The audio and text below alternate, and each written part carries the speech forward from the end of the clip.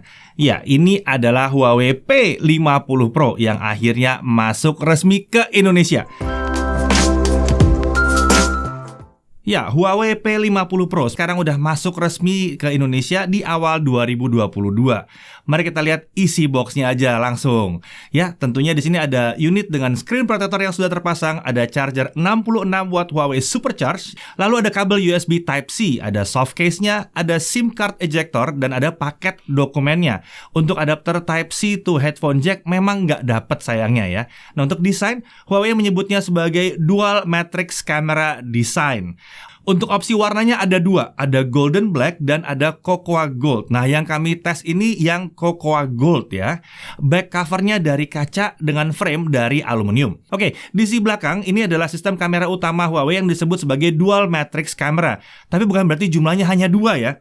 Total kameranya ada 4 di sini, walaupun sekilas kayak cuma ada 2 di sini. Selain 4 kamera itu juga di sini ada LED flash dan ada laser focus sensor serta ada 10 channel multispectrum sensor yang katanya Huawei ini berfungsi untuk mendeteksi ambient light dan membantu menghasilkan color hue accuracy yang lebih baik. Dan branding Leica juga masih ada di sini. Secara spesifikasi kamera, kita bisa lihat di detailnya di sini ya. Nah, untuk kemampuan videonya kalian bisa lihat tabel berikut ini. Untuk layar, ini adalah layar 6,6 inci panel AMOLED. Dari hasil tesnya kita lihat bahwa delta E-nya itu rendah sekali. Dan gamut coveragenya ada di 99% sRGB. Ini menandakan bahwa layarnya memang luar biasa bagus dari sisi ketepatan warnanya. Di layar ini juga terdapat in-display fingerprint sensor tentunya ya, namanya juga AMOLED.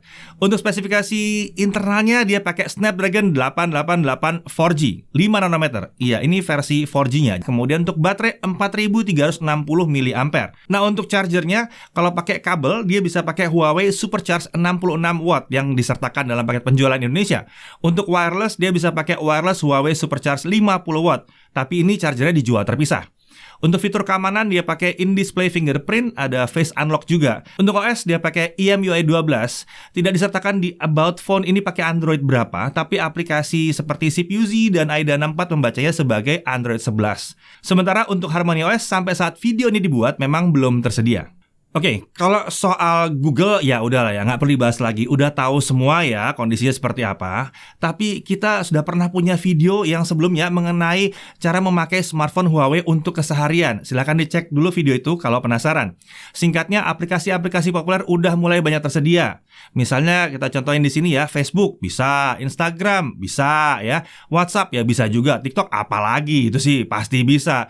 Paling tinggal nunggu Twitter aja nih, masuk ke app gallery. Untuk sekarang sih masih harus lewat third party app downloadnya, tapi kalau udah keinstall ya bisa berjalan normal. Konektivitas 4G, ya karena tadi SoC-nya memang spesifik untuk 4G ya. Untuk Wi-Fi-nya Wi-Fi 6, Bluetooth versi 5.2, NFC juga udah ada, Wi-Fi sharing bisa, USB OTG bisa, display out bisa juga. Untuk uji performa seperti biasa, kalau di smartphone Huawei itu ada mode high performance ya.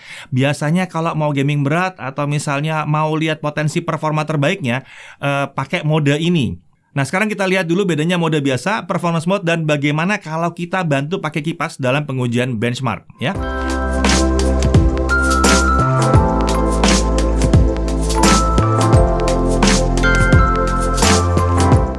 Genshin Impact, ini kita install yang versi tap-tap ya. Setting highest 60 fps, dimainkan 30 menit tanpa kipas. Hasilnya rata-ratanya ada di 38 fps. Game berjalan di kisaran 60 fps lancar untuk 6 menit pertama. Kalau menurut alat pengukur performa yang kami pakai, yaitu Vitesse Perfdock ya, ini menunjukkan gejala throttling dimulai ketika suhunya mencapai 67 derajat Celcius. Dimainkan selama 30 menit dengan kipas, skenario yang sama, hasilnya adalah rata-ratanya ada di 54 fps. Pendingan ekstra seperti kipas ini berhasil mempertahankan performa tingginya untuk waktu yang lebih lama.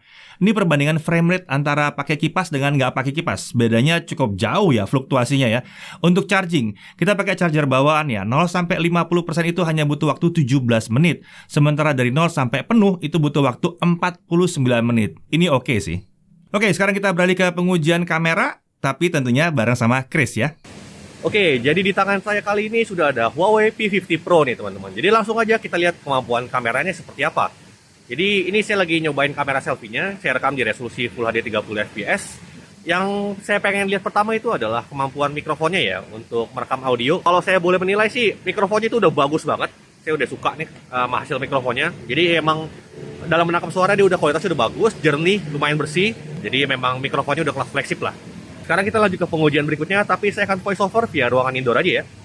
Yang pertama, saya mau bahas soal hasil videonya dari kamera selfie-nya dulu. Kamera selfie-nya saya suka, secara resolusi memang turun ketimbang pendahulunya, tapi megapiksel itu kan bukan segalanya ya.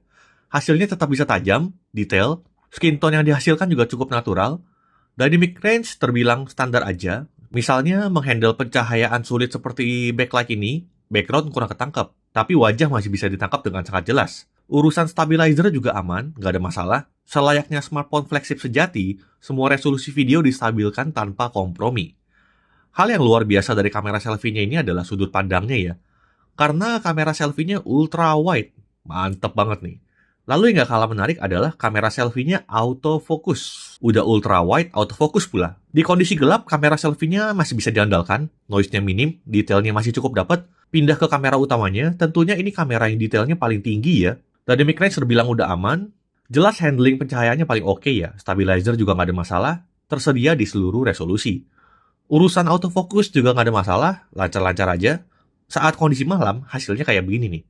P50 Pro bisa ngasih pencahayaan yang balance, terlihat dari lampu-lampu di atas ya.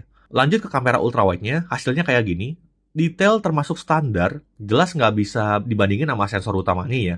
Dan tidak lupa juga, ultrawide-nya ini autofocus ya, jadi bisa merangkap sebagai kamera makro juga. Kita lanjut ke hasil fotonya. Untuk hasil foto pas terang sepertinya nggak perlu dibahas lebih lanjut deh ya. Kamera flagship sekarang kayaknya nggak ada yang jelek ya harusnya ya. Semua bener-bener tergantung preferensi aja.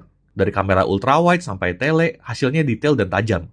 Dynamic range bisa dibuat sangat balance, tentunya itu berkat teknologi image processing yang Huawei sebut sebagai XD Fusion Pro. Di preview kayak begini, hasilnya nanti bisa kayak begini.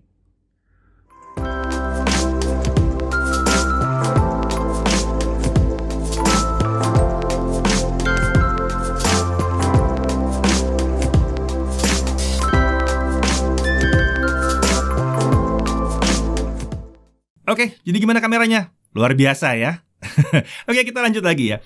Nah, Huawei P50 Pro ini hadir di Indonesia dengan satu varian aja, RAM 8GB dengan storage 256GB. Untuk harganya, cek dalam deskripsi ya, cek di deskripsi.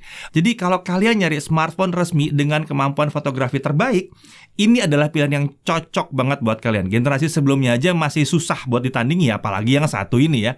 Tapi tentunya kalau kalian tertarik sama Huawei P50 Pro ini, kalian bisa pelajari dulu ekosistemnya Huawei yang sebenarnya udah cukup untuk mengakomodasi kebutuhan kalian sehari-hari. Saya Didi Irfan, Jaga TV TV.